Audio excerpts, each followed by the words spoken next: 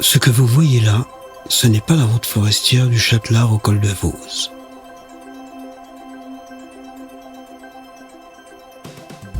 Ce sont des trouées réalisées par RTE pour la protection des lignes à haute tension. La route forestière du Châtelard au col de Vose est ici. Vous ne la voyez pas, là non plus, et là, toujours pas. Eh bien, c'est normal. De par sa conception, il n'a jamais été envisagé qu'elle puisse se voir et donc altérer la vision du paysage. Voici son tracé. Il est effectivement invisible depuis tous les points de vue. Vous pouvez d'ailleurs constater que, comme prévu, il ne passe pas sur Tête Noire, mais suit le tracé de la piste d'origine pour la contourner.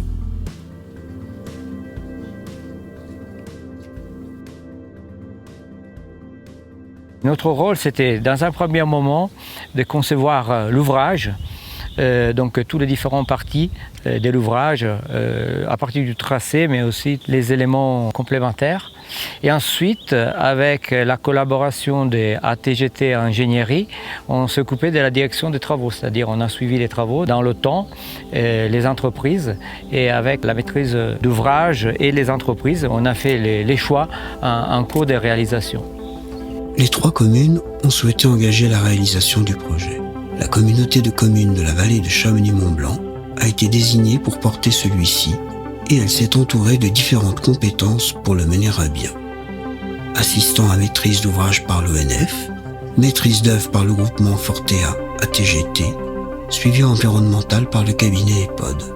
Leur travail a permis le recrutement et le suivi des entreprises en charge des travaux. Dans la confection de la route forestière, notre rôle c'était en cogérance avec l'entreprise Basso de réaliser tout ce qui est terrassement et création de pistes, empierrement, broyage, création des fossés, des talus et ensemencement à la fin. L'entreprise Basso a commencé à la partie aval au niveau du Châtelard et nous on a commencé la partie amont au niveau du col de Vose.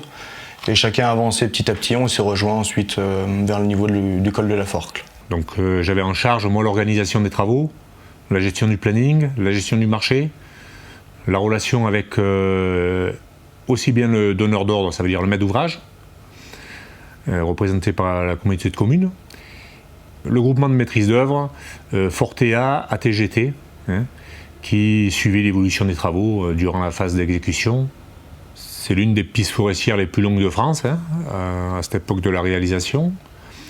Les contraintes, il y en avait de plusieurs types.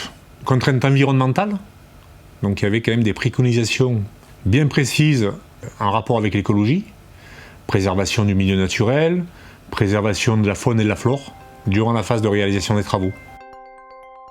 On désigne sous le nom d'avifaune l'ensemble des espèces d'oiseaux sur une région donnée. Les espèces à protéger suivantes ont été recensées sur le massif.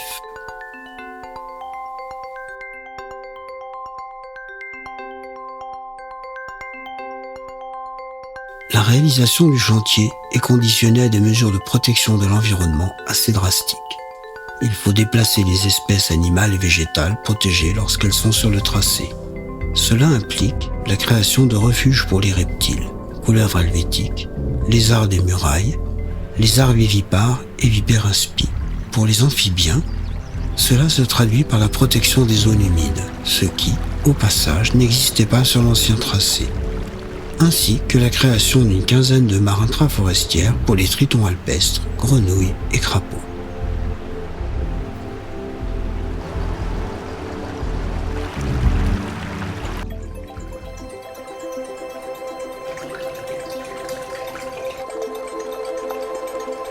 Les torrents classés sont franchis par des ponts en bois avec des lames distantes de 2 cm afin de laisser passer le soleil.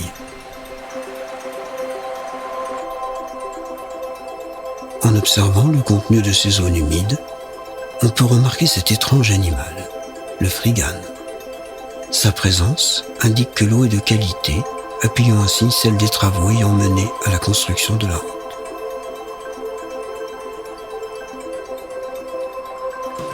En ce qui concerne le végétal, le long du tracé contient en plusieurs endroits une espèce rare, la Buxbaumie verte.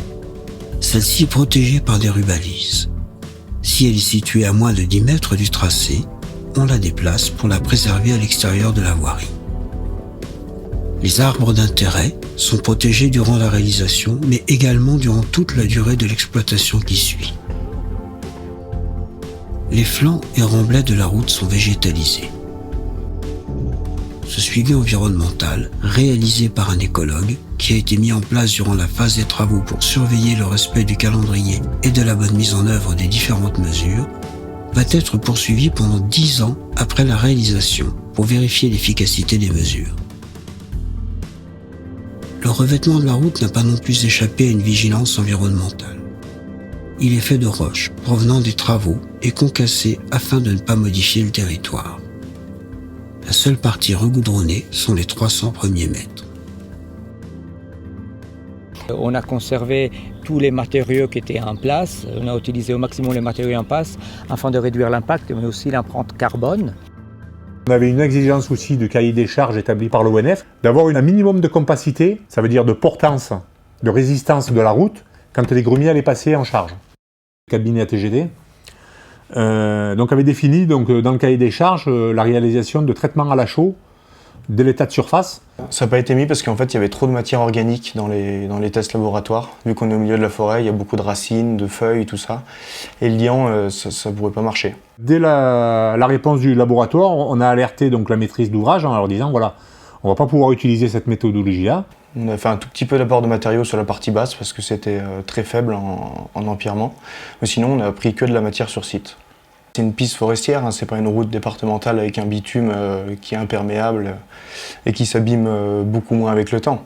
Là, il y a des écoulements d'eau qui sont faits que par des renvois d'eau. Les renvois d'eau, il faut les curer, les fossés, c'est pareil, les grilles, c'est pareil. La conception de l'ouvrage a été un challenge et en plus les délais très serrés pour réaliser l'ouvrage ont été aussi difficiles parce qu'il a fallu choisir rapidement et avoir plusieurs équipes en même temps sur l'ouvrage pour la phase de construction et donc bien coordonner l'équipe en tant que séquençage et suivi. Ça, ce sont été les challenges les plus importants.